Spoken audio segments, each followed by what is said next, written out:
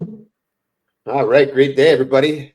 Thanks for tuning in today. We got another incredible episode coming up here on Seeds of Abundance.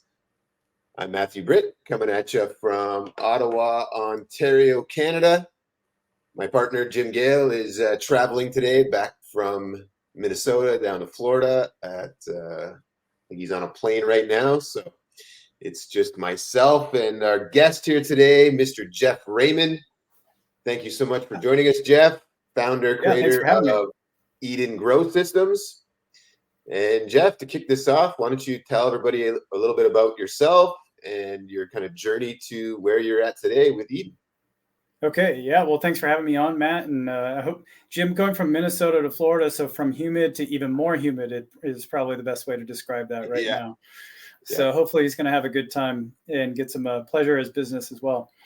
Jeff Raymond, people online know me as the Real Martian. I have a decent sized YouTube channel where my wife and I have documented our journey to sustainable living.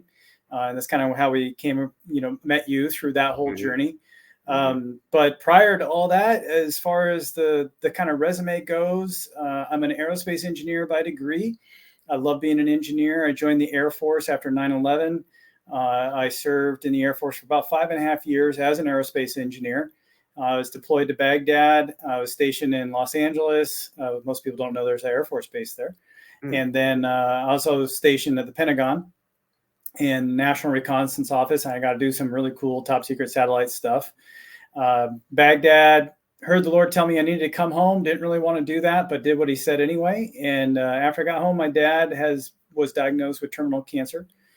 So that was a divine intervention there that I was able to be here for that. And while he was sick, I got a job out of the Air Force working for a Boeing subsidiary called In Situ, where I helped develop new product, unmanned aerial systems. And so I was helping get those out to both the warfighter as well as agriculture, where we were using drones to fly over crops and kind of see, what kind of problems were down there so the farmers could use their resources more effectively. But all that stuff was happening. And probably some of your viewers are like, why is Matt talking to this kind of guy? And while all those things were happening and I was doing well in them, when my dad had passed away, and this is why he's such an important part of the story, he was all about sustainable living, living outdoors, living in the woods. He and I would go up in the woods on horseback, go hunting, go fishing. And when he passed away, it really kind of brought into focus what really matters, I guess. Yeah. And I really started thinking about, I've been given these gifts. I've been given these capabilities. Am I using them the best way possible? I like technology, but I really love being a cowboy. I have a 20-acre ranch. I raise cattle. I'm not actual cowboy, but I love getting up on the horse. I love going to the mountains. I love riding. I like raising beef. I like the chickens. I got dogs and cats and a crazy little ranch going on. And anyway, long story shorter, my wife and I were sitting at the table one night, and we were praying like we always do. Lord, help those obtain food who do not have any. I just heard him say, I know it sounds really crazy, probably think I'm messed up in the head, but I literally heard him say, why don't you go do something about it? I've been praying for years for him to go do something, and it felt like I got slapped up alongside the head. Yeah. So I did. I said, well, my dad, he died at 65. I'm at the time, it was like early 30s. I only got so many years to go on this thing. I should do something about it. And I have been blessed. So I did. And that's what we started the Real Martian channel. And what I wanted to do is I wanted to come up with a system that will work in any weather, any climate, and any location, especially the cities. And so the way that I thought of it is I thought hey, if I designed something that worked on Mars, because I wanted to be an astronaut, that's why I really became an aerospace engineer, as I wanted to be an astronaut. I felt like if I could help people see Earth from space, that it's naive, but I still kind of believe it is that the world would be a better place, right? If we all saw that we're kind of part of the same little planet here, maybe we would kind of start working together a little bit better than what we are right now today. So anyway, I'm big on Mars. I started thinking about it. I'm like, let me design this system like we're on Mars, and let me think about all the things that go into sustainable living. When you can't depend on the sun. What happens if there's a giant dust storm that covers up your solar panels in 4 inches of dust? Well, here on Earth we have something very similar. It's called snow. In my particular location, we get a lot of it. So actually did a bunch of videos on YouTube where we're out there like, here's what it would be like on Mars, and here's what it is here. And you can't depend on solar for these reasons. Sure. So then, wind power was a big part of it, but what happens when the wind's not blowing? So we were using anaerobic digestion, which is, a natural process. But the good thing about it is not only does it recycle nutrients that you can use in your system, but it also creates methane. So we could use that as a third power supply.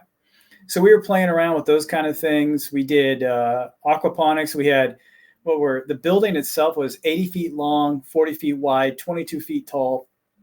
And we had rainbow trout. We had fish down in the ground. The lanes were about 2 feet wide, about 4 feet deep by about 60 feet long. Pond liners in them, beautiful rainbow trout inside of that, moving the fish waste up to ebb and flow bed. And we grew corn, we grew potatoes, we grew strawberries, we grew cantaloupe, watermelon, we had a pineapple tree, we had basil, of course, lots of herbs. We did microgreens, did like $15,000 worth of microgreen sales out of there. Wow. And, so we were getting there, but winter is still really, really hard when you want to grow all year round. And so I put up a bunch of insulation in the building. Long story shorter, sorry. It eventually collapses because of the insulation. And what ended up happening is we had a passive solar greenhouse. So one side was, facing south and was open and had the sun coming in, and the northern side was fully insulated. Well, unfortunately, that offset of heat and it led to one side getting a lot of snow on it, and the other side would shed that snow. So then it created this offset. It created a stress that eventually it collapsed in on itself. It pancaked. So passive solar greenhouses, definitely want to make sure that south or the north facing side, you need to make sure you shed that snow and ice. Otherwise you get in a lot of trouble there. So when that happened, I was still working for Boeing in situ. And my wife called. She's like, you need to get home. I'm like, what's wrong? She's like, you just need to come home. So I get home, and you can see it on the YouTube video. I come walking around the corner, and I just see, it's like 4 years worth of work that I just summarized there in a few minutes, and it collapsed. And I was like, oh man, all right, God, what do you want me to do here? Is this like you're telling me to stop, or is this just a bump in the road about learning? So after a lot of prayer, a lot of talking to family members, our pastor, everything, we're like, no, he wants you to keep going. This is about learning and about sharing these experiences so that others can have it. So I got caught up with International Space, or TEDx actually got us and talked to us. And then that led to International Space Development Conference, getting invited there to talk about farming on other planets. That got a lot of notoriety out of that failure on the HAB. And so it happens for us, Jeff. Yeah. So I meet Bart, who is now my business partner with Eat and Grow Systems. And we're like, hey, he had done some stuff in Houston with connexes and aquaponics. And I had done everything I just shared. And he has a lot more connections and understands finance and how to do fundraising. And I know technical things. So we're like, why don't we start a company together? And we did. I joined his efforts, I should say, at Eat and Grow Systems. And I've been working there for the past going on almost 6 years now, doing startup life, which is hard. And we've gone through a lot of ups and downs. But I guess finishing everything that we went through with the HAB and everything that he had done, we went through a series of pivots, COVID and everything that was in there. And what's really accelerated out of all that and been refined is this indoor grow system we call the Eat and Grow Tower. and it allows us to grow the full spectrum of crops. It could do aquaponics. In its previous version, a lot of people didn't want aquaponics. So in the new version, we've actually put that on hold because nobody wanted it. But instead of most hydroponic systems, which tend to lead to leafy greens, strawberries, herbs, stuff like that, we wanted something that grew real food, including potatoes, carrots, root vegetables of all sorts, raspberries, blackberries, blueberries. You can grow everything in our system. Tomatoes, I always get asked cannabis, and certainly grow that. Anyway, so we did that, and now we are doing this fundraising and going through that whole process of startup life, which I won't bore you with, but it's been part of my journey. And, through all of that, we connected with you and love what you're doing. And you're kind of coming at the rural and urban side of sustainable living, sustainable agriculture. And we kind of have the technology piece that we think is very helpful, since 80% of the world's population lives in the cities. So we really want to help people. That's what we're here for. So I'll stop there and see where it goes. Well, outstanding, man. Helping people as a foundation for what you do is definitely a strong purpose that will get you through the challenges, right? The startup life is definitely not easy. It's not for everybody. It's a roller coaster, right, of twists and turns and squiggles back and forth, and you never know how it's going to go, except that if you have a strong enough belief that you'll get to that end goal, you'll make it through those challenging times, because the passion and the purpose and the mission are so strong. So well done on that part. And I'd love to hear just a little bit more, if you don't mind sharing, about your experience in the Navy and in Boeing, and what a career that must have been. And thank you for your service there, for sure. But yeah, I'd love to hear just a little bit more about your experience and how that kind of shaped the resiliency and the toughness, the mental fortitude that you have to now take that into entrepreneurial life. Oh yeah. It was the Air Force that I was in, which is now Space Force, actually. The part of the Air Force that I was in. So there's the side of the Air Force that everybody knows, which is all the pilots and planes flying all over the place. And then there's the space side, which is everything that nobody hears about because it's all pretty much top secret. You'll see some rockets launching from time to time, but that's now what we call Space Force. They've all moved over to there. But yeah, I joined after 9/11 and really felt called to go do my part. So I did. And I used the skills that I had. So going to school for aerospace engineering and applied that. Got moved to Los Angeles Air Force Base. And it was actually interesting because, I was really excited about being an engineer. I was good at it. I could understand the concepts and everything. And I was decent at math at the time. I kind of a little rusty these days. But the colonel pulled me aside and he's like, I just want you to know, Lieutenant Raymond, you're never going to be an engineer. I was like, what are you talking about? He goes, you're going to be a manager of engineers. So just get used to it. It took me 6 months to recover from that little piece of information that he told me. I'm like, I just spent how much money to become an engineer? And I went through how much schooling, and I could have just kind of jumped to the front of, I need you to understand when to throw the red bullshit flag, if somebody's lying to me. So I ended up becoming much more of a manager, more of a leader. I actually now have a degree in leadership and management, master's. So, that really set me up for that. But I've always had that passion to get in the technical side. And that's what they had me work on. I was doing some really cool stuff, actually. I was doing war games, which sounds weird. And us Gen Xers think of the movie War Games, but it wasn't like that.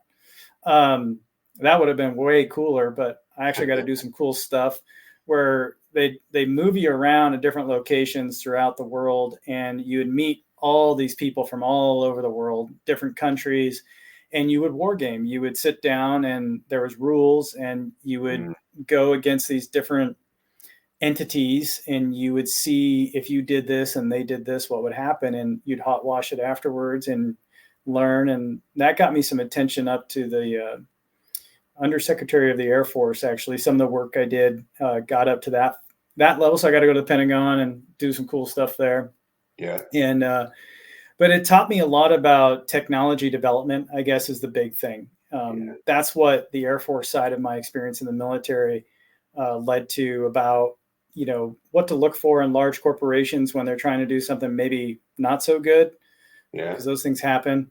I was part of a investigation where I was on an audit team investigating a contractor. I don't want to name any names or anything like that, but and we were going through a process of looking at a lot of details. And I remember in that process, there's this one manager who was like, you don't really want to look there. That's not a big deal. Well, it ended up being like a huge deal. Actually resulted in their program getting scrubbed and put on hold for a little bit. And it really opened my eyes to kind of how that side of the world works and how they try to make it work. So those are two big things. Well, how technology was developed, and then just how the world works at that level. Yeah. And that definitely helped. Both those things helped me understand startup life a lot more. Yes. Kind of turn into a little bit of a curmudgeon, or kind of lose a little bit of faith in humanity, because you see more of that stuff than you see of the good things. And then when I deployed, I actually volunteered, and it was interesting how I volunteered, because in the military, they have this website you go to if you want to look at volunteering to get deployed, and on there's a bunch of jobs, and they have are you interested? Want more? Have questions? Click here to ask questions. Well, just to anyone going in the military, especially if you're young like I was at the time, don't click the I have more questions button unless you're ready to be deployed. So what ends up happening is I'm on TDY in LA, and I was stationed in DC, so the other side of the country. And my boss, he calls me in the middle of the night. He's like, it was still Lieutenant Raymond, what the hell have you done? How dare you deploy without talking to me? I'm like, I have no idea what you're talking about, sir. What's going on? He's like, you've been selected for deployment. I'm like, well, I'm not against that. I mean, that's part of why I'm here. But honestly, sir, I have no idea what you're talking about. Here, according to this, you went on the website and you applied. I'm like, sir, I can honestly say all I did was I had a question and I asked them more, could you send me more information? You never, ever sign up for anything ever like that. You're the only one who did it. So now you're top of the list. Oh my goodness. So I got deployed, and it was interesting because it was in a job that had nothing to do with technology. It actually had to do with information. I was deployed to serve with the 18th Airborne Corps in Baghdad at Camp Victory, and I was going to be doing information operations warfare.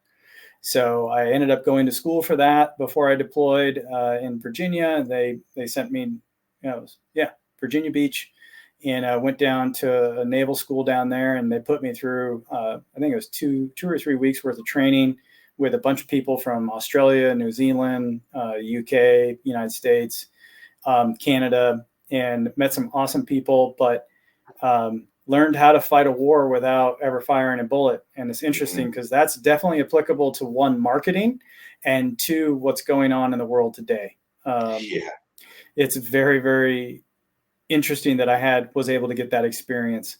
So I get deployed, and I'm there. 18th Airborne Corps, for those that don't know, those are the Army Rangers. It's one of the Army Ranger groups that they deploy, and of the units that they have. And they were high speed, low drag, go get them kind of guys. And they were there for 18 months. And I mean, they were there for so long that when they came home, they had to go through what's called reintegration training. They had to learn how to be husbands and wives all over again, how to be dads and moms all over again, because they were gone for so long. The Army actually learned that if you just throw people back, suicide rates go through the roof, divorces go through the roof. Wow. So they were there that long, and just seeing how tired they were, and being there, I was there for 8 months out of their 18. And it was really phenomenal to see a group of people like that, and just inspiring how tough they are. And I wasn't a door knocker or anything like that. I don't want to overstate my time there. I was there to help run the organization, the leadership, the management side. So I got to do the daily briefings, and I work for General, and got some really high end kind of access, and it was way cool. And it taught me to think at a different level. It taught me to not just think of details, but to think of the really big picture and understand what the next moves are going to be in whatever I'm doing. And that definitely applies to startup life. So I don't know, hope that was kind of a long answer, but that kind of brings us to where we're at. Yeah, that's fantastic. So now that you've got Eat and Grow Systems, what is your big vision for where you want to take this, and what are some of the challenges that you're experiencing right now? We'd love to learn about the struggles of the startup world, because if we're working to make something happen, and there's people in this audience today that are wanting to pursue dreams and goals, what are some of the lessons you've taken from that? And I guess first go back to the big picture mission of Eat and Grow Systems, what you're intending to do, how you're going to get there, and then some of these lessons from your experience so far there. Sure. That's a great question. I would start off with saying that entrepreneurship's about seeing a problem and trying to solve the problem. I think a lot of us, I think most people, I should say, once you're in startup life, you start to kind of see that things are a little bit different. But, we have this vision of entrepreneurship's about doing your own thing, being your own boss, and making a ton of money, and, getting beautiful homes and all that. Yeah. Like, I read a bunch of books, and I was smart enough to know, like, that's probably not going to happen to me. But what I saw and what Bart saw, we saw it separately, is a problem. And the problem that we saw is both one based off of what our faith tells us as Christians, but also one that you don't have to be a believer in anything to be able to observe. And that is that the world is changing. And this was, 13, 14 years ago that we saw these things. And that food is going to be a major issue. Specifically that there's going to be way too many people, and there's going to be not enough food. And so I sat down and I did the math myself, because I didn't trust what was out there. And I was like, well, when you're going through school, you learn, populations grow and eventually they get exponential. And most people are like, we're the exponential, things are going to get crazy now. Well, what happens when they get exponential is they also get up to a point where they start to do this, and they reach their peak capability that matches their resources. Mm-hmm. And so we're going to go exponential, and then we're going to peak and have to kind of refigure out everything, or it'll just collapse. So when you do the math of the growth by, I think it was 2050 that I was looking at, because that's where a lot of the data is coming out. Yeah. You would need a landmass the size of Canada that was dedicated to just growing food to feed all those people, which is that's like almost beyond comprehension. That's on top of everything we already have. And that's the thing, when you get into exponential growth, it's just so difficult to understand how fast things change. And so it doesn't matter. The math is the math, and that is not even hitting the peak yet. So I sat there and said, man, we're going to have to do something different. There's a lot of stuff that the farmers and everybody today needs to be doing, and we need those things. I'm not against some of the large. I don't really appreciate all the large farms that are out there. I appreciate what they've enabled. And by that, I mean convenience. You go to the store any time of year, you get a lot of different stuff, but it's not sustainable. And the practices that they use, as you know, way better than I do, with the land, they're not sustainable. They're not healthy for the land. They destroy ecosystems. Monoculture crops are long-term not viable solution. You need something that brings in different varieties, supports the soil, supports the bacteria, all these things that you and your organization, do way better at teaching people than I do. But I still didn't see a solution for the city folks. Mm-hmm. And so we wanted to provide food independence to local communities, to families all around the world. That's what we're trying to do. And one day off of it, because we are a space company as well, a NASA spinoff. And so I sat down, did the math, started, trying to put these systems together. If you're going to grow indoors, it comes down to energy. You can't replace the beauty of the sun and all that it gives this planet. But at the same point, if it's cloudy, if it's foggy, if you can't get land because it's just too darn expensive, you're going to need alternatives. And that's what we've tried to put together. And so in our startup journey, we go through, here's the problem.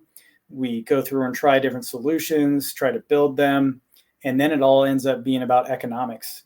How can you build this cheaper? Because anybody can go build something, but building a lot of them, turning it into a product, making it affordable. A lot of the stuff that we have out there is subsidized, like, our cell phones. Most people are like, look at all this power I have in the cell phone and it only cost me $300, or I guess now it's like $1,000 for the new ones. But yeah, those phones actually cost like $5,000 to build, but they're being subsidized through the subscriptions and services that are offered that they keep you into to be able to make their money back.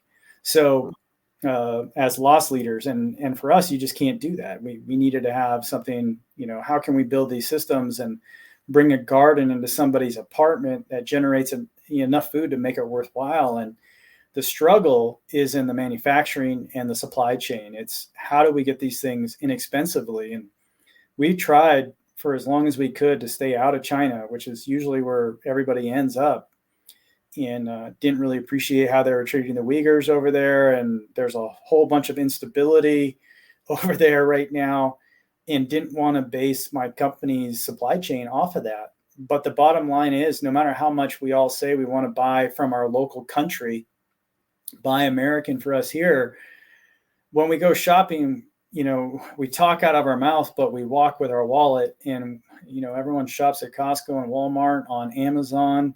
That's where all the money's being spent. And most of that stuff comes from China. And I just can't compete. So it makes it really, really, really difficult to be a startup in today's world when you want to build a quality product, when you consider morality, and you want to, have a good supply chain that matches your beliefs. But in the end, times are tough. I mean, I don't blame people. I do the same thing when I go in. Here's the $12 thing. Here's the $6 thing. This is the same exact thing. Made in America, $6. $6 is $6. So that's kind of where we're at right now, is trying to figure out the supply chain. I think we've done it. We actually just created a brand new version of our tower. It's the 9th iteration of it. And this one, we went with a whole brand new material solution. We got rid of all the really expensive labor that goes into building it. We opened up China, so we're getting components from China. We're able to drop the unit price by about $2,000 per unit, but it's still spendy. Wow. And so we're trying to do as much as we can there, but I think we're actually at the point where either we get volume procurement, meaning, we're getting thousands of parts at a time rather than 2 or 3. Yeah. And once we get there, we can drop the price again and make it more affordable for everybody. So as you were talking, I went to look at food waste, because yes, we need to be producing more, and also how much do we waste? And I looked at the United States in particular. 31% of the food that is produced is wasted. Yeah, that is really sad. It is atrocious. It's like, how is that happening? And what, you got thousands and thousands and thousands of people across the United States that don't have food. Yeah. And we're wasting 31% of it, totaling 133 billion pounds of food a year. That is crazy. And I think, I worked at waste. Go ahead. No, go ahead, please. Well, it's just such a waste, mind blowing. And thinking of that, what our solution is, and similar to you, is let's put that production back into the hands of the population. Yep. So we've got our centralized system that's doing what it does, but why don't we complement all of that by having people grow at home? And you're right. The masses today are living in the cities. So some have yards, but more and more are in apartments and condominiums and that kind of thing. We need a solution there. So that's what I love about what you have put together, is that is a solution for people that don't have a yard. And even if they do, I live in Canada, I have winter, and a solution for me as well is let's do some inside. Yep. Leveraging technology today is a smart thing to do, I believe. Let's let the power of tech work for us. Let's not fight it.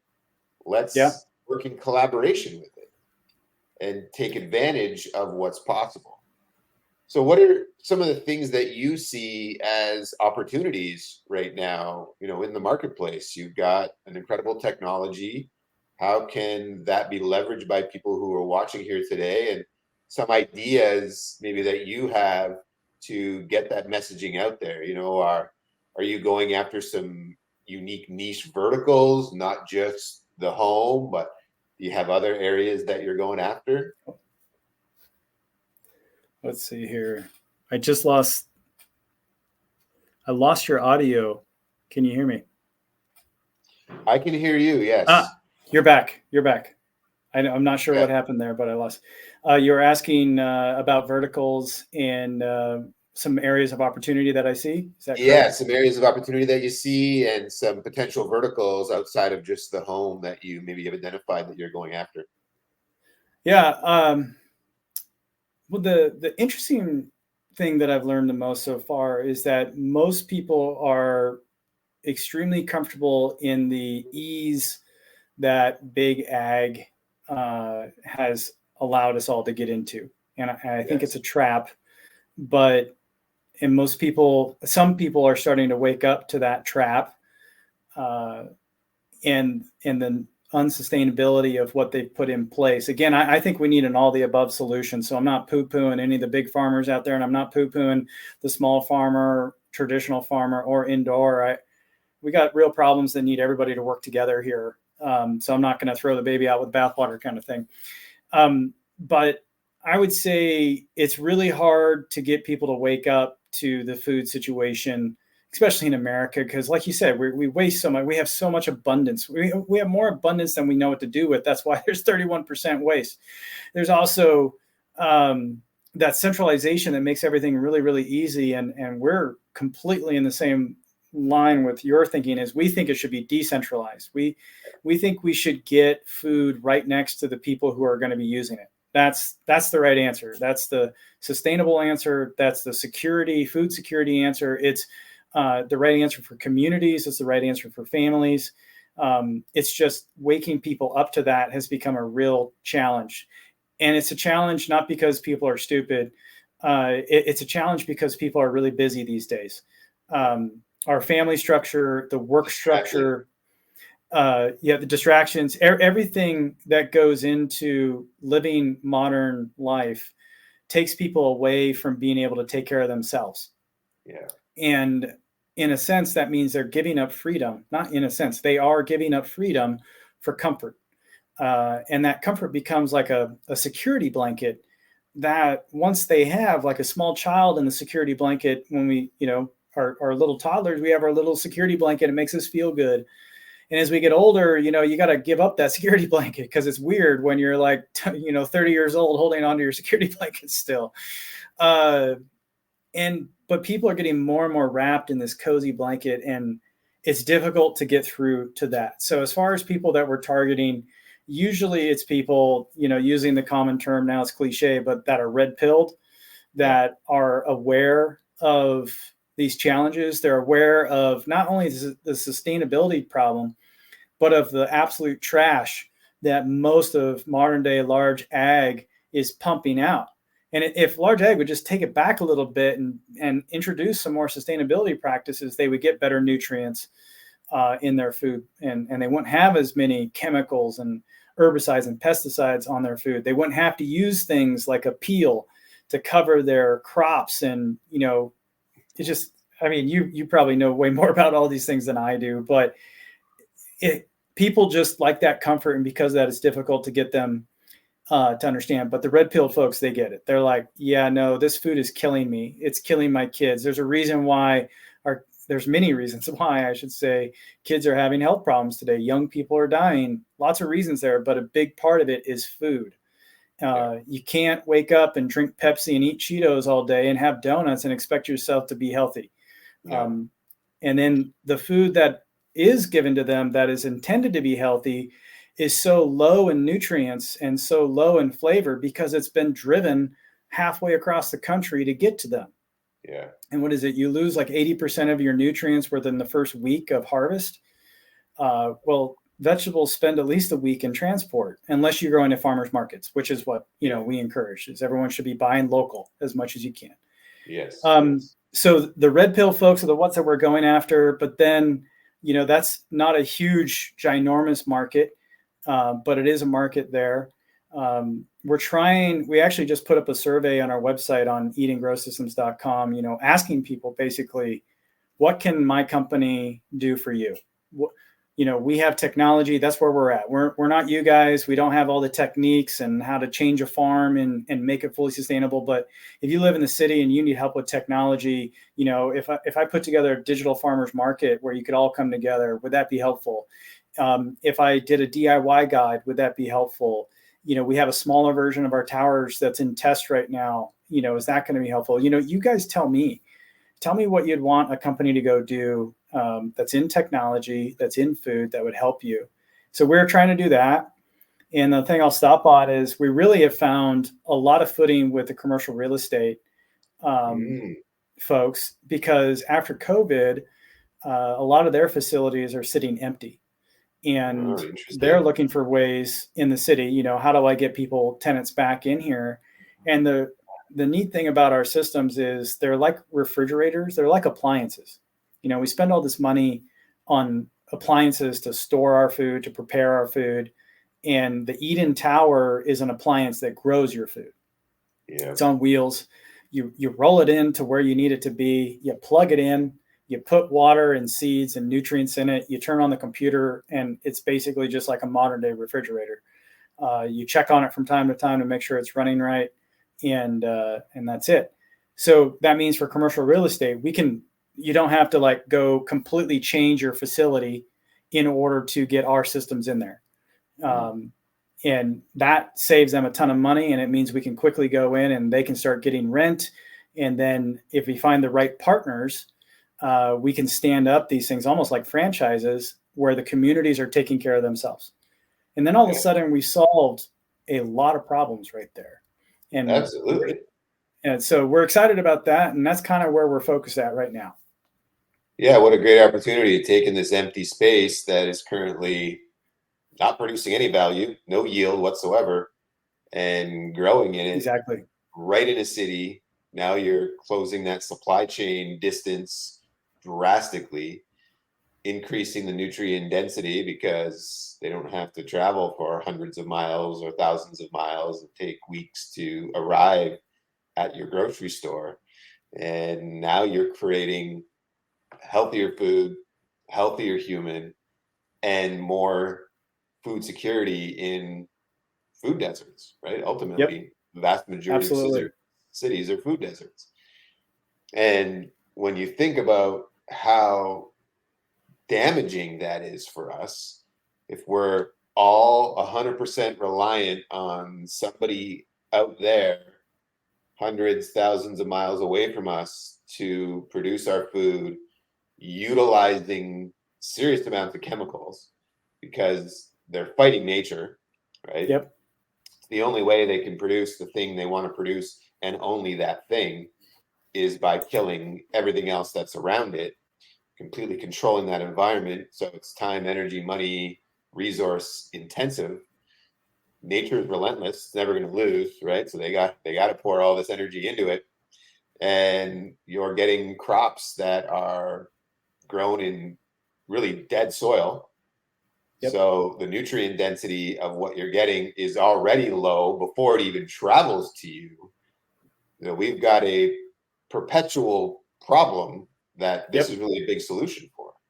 So, well, we think so. It's part of a solution. We need everybody like yourselves, if there was a way I could just kind of grab the internet by the neck and be like, wake up, you know, I would love to do it because it's here. I mean, you know, when we started, like I said, 15 years ago, we still had a ton of abundance. Things were really cheap. And relatively speaking, across the world, America still has it really, really good. Yeah. But the rest of the world, it's like a problem. It's like a darkness that's creeping in, right? And we're the last little piece of light. You know, some of the Western European countries are kind of similar, but they're experiencing it more. The UK, Scotland, Australia now too, the farmers over there, they're seeing the darkness creep in around them, and their costs are just, you know, they're getting so high that they can't be in business anymore. And you know, farmers are food, folks. Whether you like it or not, it doesn't matter. You got to have the farmers growing the food, and so, but we are now seeing it here. The darkness is on our shores. We're seeing it in the supermarkets. I don't know what it's like up in Canada, but I'm guessing it's probably similar. Is that you get three things when you go now. You see the quality of the food is dropping. Yes. A lot of the stuff that's coming in, especially in the stores right now, it's last year's harvest. It's been stored in nitrogen, you know, no oxygen, very low oxygen environments for the last year, maybe even two. And that's why you see a lot of rot on it. But they're digging through last year's stuff, which isn't abnormal. It's, you know, but the quality is more consistently bad. Yeah. And then the availability is the next thing. Is some of the things that you're really used to getting, they're not there anymore, you know, or they come in and then they're gone so quick because everyone's been waiting for them. Yeah, and the third thing is, of course, price.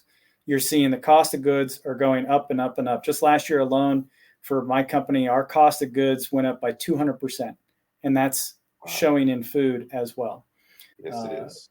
So those three things are just going to keep getting worse and worse and worse. So folks like yourself, working with everybody, just trying to educate. And I think that's where at Eden, we're starting to really see is, you know, maybe I should just be out there telling the story more, you know, maybe that's the thing that somehow if I can make it funny and, you know, kind of make Deadpool meets the real world, bring in food, maybe I don't know, maybe that's what people need to listen. But yeah, you definitely got to get out there and tell the story more. People need to hear it. So you should be shouting from the rooftops on every possible show you can get on. Make your own stuff. You've already got a YouTube channel, but get that messaging out there. The population is realizing there's trouble on the horizon. Not everybody, but there are a lot of people that are hearing and seeing what's going on as far as the food supply changes, the price increases, the nutrient density depletion, the amount of people being sick. Farmers are talking about what they believe is happening. You know, you are hearing them say, the government's coming after your food, people. Yeah. And the government, as much as we like to believe they're our friends, they're not. Not so much. You can't trust them today in the same way. If you look throughout history, the people that have committed the worst atrocities on humanity, it's been governments. It has been the people in power. And we're expendable to them, right? They print money. You know, just think about it this way. They print money, yet they still tax us up the yin-yang, but they print money, literally print it out of thin air. Yep. Right? They're not doing things because they want to help you, although they might tell you, hey, we got a $10 a day dental plan for you. Where's that money coming from? Right? Yeah. It's us. It's all coming from us. We are pawns in their game. And when they have us believing that we need them and we stay dependent on the centralized systems, these big corporations, the government, for the handouts, we're going to be in trouble. Yep. So exactly. It is time to take our power back. And we we fully agree at a rapid rate, because I believe, and don't want to be fear-mongering here, but something is coming. You're not alone. Russian, you know, and if you're not ready for it, your grocery store's got 3 days worth of food in it, and that's it. Yeah, and hey, good luck if you can get your food out, because if the thing that comes is anything like the massive Charlie Foxtrot that we saw earlier in the week with or last week, excuse me, with the Microsoft bug that shut down computers globally. I don't know if you've been following that, but as a technical guy, I followed it, and I was shocked that that situation even occurred. It should not have occurred. And it locked people out of their bank accounts. So even if there was food on the shelf, they couldn't get to it, couldn't pay. And that's makes you say, why on earth would anyone support a digital currency? I don't. What if as part of, I always tend to, I know in today's world that a person comes out and says, I'm a Christian or this, eyes roll and all that. But I got to tell you, man, if you open up the Bible and you read about what it says in the end about a single global system where nobody is allowed to buy or sell unless you have approval of that system, we're there. That has been foretold for a long time. And with, like what you said, central bank digital currencies, where it's programmable money, like, oh, hey, you've met your meat allotment, or hey, your social credit score isn't high enough, so you don't get to go on travel anymore. China has been held up to the world technocrats as being the shining star example of this system. And we're seeing everything be used to put this system in place. Even a lot of people are really, really high up on Bitcoin. I'm not a finance person. I don't invest. I don't do stocks. I try to do a little bit of it. I'm not very good, and that's probably why I don't do it. So a lot of people are like, well, if you're good, you would know that Bitcoin's a thing. I'm like, I don't think Bitcoin is a thing. I think Bitcoin was used by the technocracy to be able to put in place technology to test it, to see what it could do so they could build their systems on top of it. I don't see any of the bankers out there allowing Bitcoin to be any form of a serious threat in the long term. So we're now seeing these systems of control, and it's scary. I mean, people need to truly wake up to it. And I'll come back to that comfort blanket. If you think you need the government to be there to give you your peace and to give you your security, you're wrong. Like, you are your peace. You are your security, your family, the people around you. That's where your peace and security are at. That's where the real power is at, as you're saying, Matt. Yes. And if you're willing to compromise your peace and security and give that responsibility to somebody else, then you're a slave to that somebody else, whoever it is. And we definitely want people to wake up. I mean, everyone really needs, because like you said, it feels like something really bad is about ready to happen. Kind of like I said earlier, the darkness. I didn't mean to make some big, profane statement here, or profound, excuse me, about the darkness, but it does feel that way. It feels like things have been getting darker and darker and darker and darker, and now it's here, and it's like, man, you can almost feel it. And with what happened with former President Trump, what's happening with President Biden, what's happening with this CrowdStrike, the election stuff, the war in Ukraine, even Taiwan, China, now Middle East, Israel, and it seems like we're working up to something. Yeah. So I think the best thing people could possibly do right now, one, I think everyone should really open the Bible and read a little bit. But let's say you're going to skip past that part. I would say, make sure you're with your friends, your family, that you have a good community. Nobody lone wolves this thing. And make sure you know where your food, your water, your shelter, your heat, your energy are coming from. Work on those things. And work on them together. Bring your kids into it. And make it a family thing. It doesn't need to be like, oh, the world's ending, let's go do it. You can have fun with it. Like, let's go play out in the yard. Let's go. I dug holes. That was my fun when I was a kid. Gen X, baby. They let us out the doors, cut off the rope, and said, go. And we did. Yeah.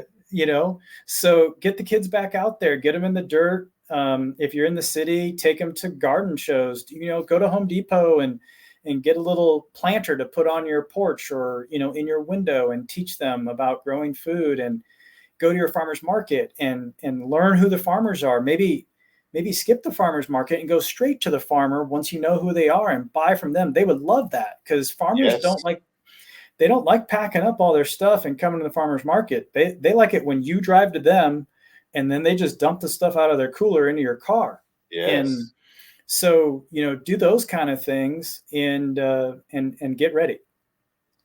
Yeah, we went out to a farm today to do exactly that. And that was perfect.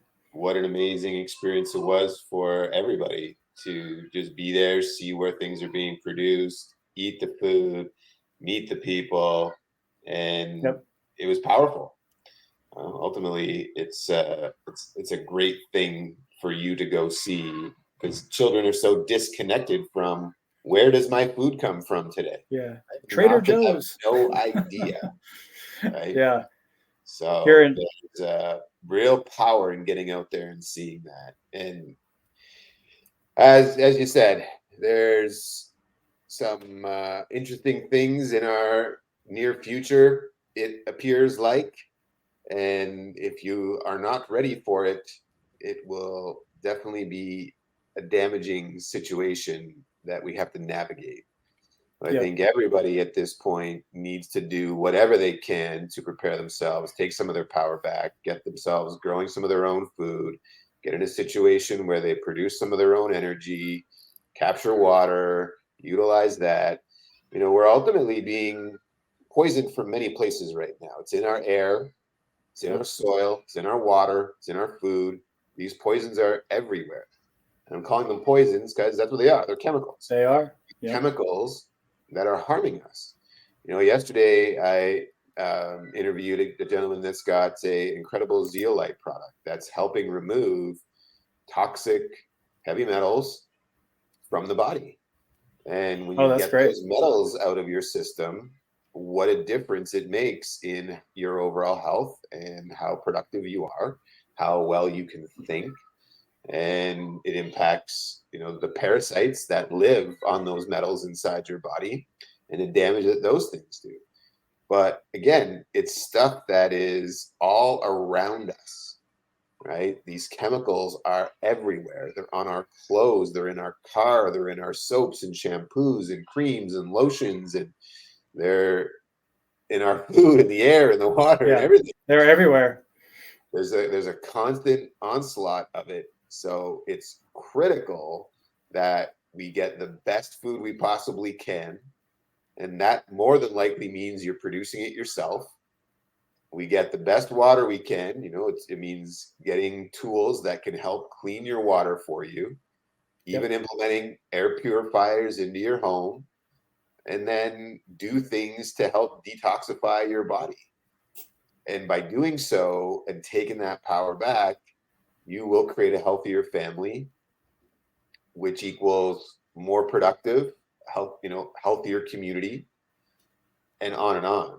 And it's all something that we as a species need to realize we're part of nature, not separate from nature. And by acting like we're separate from, it's got us here. Right? It's out of balance. Right? We often try to play God, and we need to flip that script, start realizing we are part of nature and act as though we get that, and become good stewards of our resources, good stewards of the land, care for everybody else as you care for yourself. And what a difference that will make for all of us, right? Abundance is everywhere. We've just been fooled to believe it isn't. Right? And by believing it isn't, they're allowed to price things higher and higher and higher. Right? Well, and now they're starting to digitize those things, so they can really price them higher and higher. I agree with everything you're just saying there. So become independent. Conversation today, and somebody asked here, do you think the integration of AI into farming will address some of these issues? Do you have any thoughts on that? I know I definitely do. I do. The way that I'll start it, though, is my position on technology, including AI, is very much like fire and the nuclear bomb.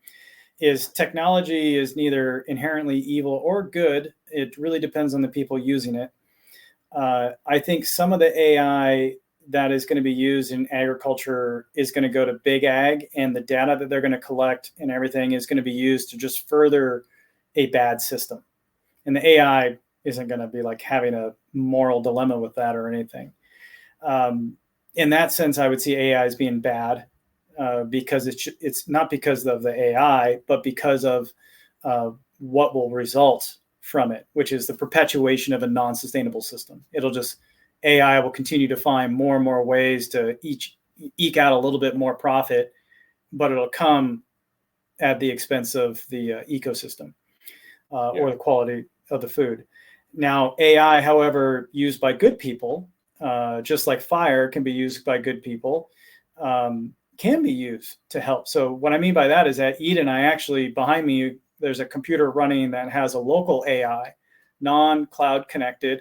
I own it. I own its data, and I'm playing around with it because at Eden, we've always had it in our plan that we would have 2 AIs that would be available to our customers if they want to use them.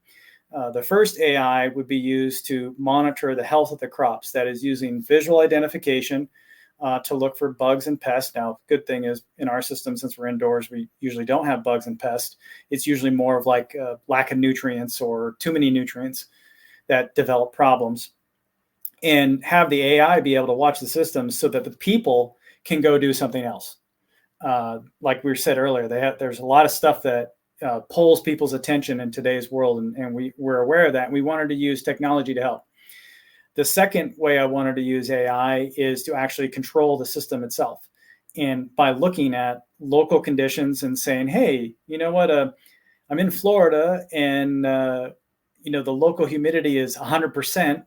Maybe I don't have to water as much as if I'm up in, North Dakota in the middle of winter where the humidity is like negative 100 and it just sucks the moisture right out of you. Maybe I need to water a little bit more. So I'm looking at developing an AI that actually pulls all your local data, can use local sensors so you don't have to connect to the cloud if you don't want to, and will change your system for you. And in that sense, I see that as a good use of technology.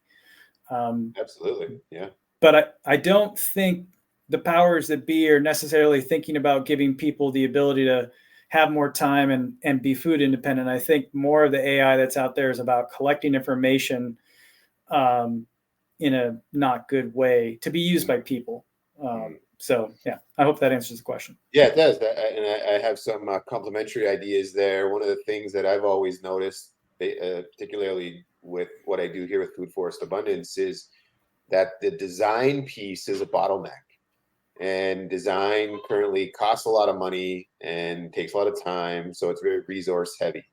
And I believe that we can empower artificial intelligence to rebuild nature and do it in a way where it's able to gather all the data from billions of pieces of information from any local climate, all the soil conditions, the crops that grow there, what plants should be planted next to each other, et cetera. So taking the permaculture knowledge and doing design work and empowering artificial intelligence to ultimately rebuild nature and unlock. Oh, that'd be awesome. And do it in a way where we convert lawn space from ornamental to actually being productive and producing yield, making edible landscapes, right? There's 40 million acres of lawn space just in the United States alone.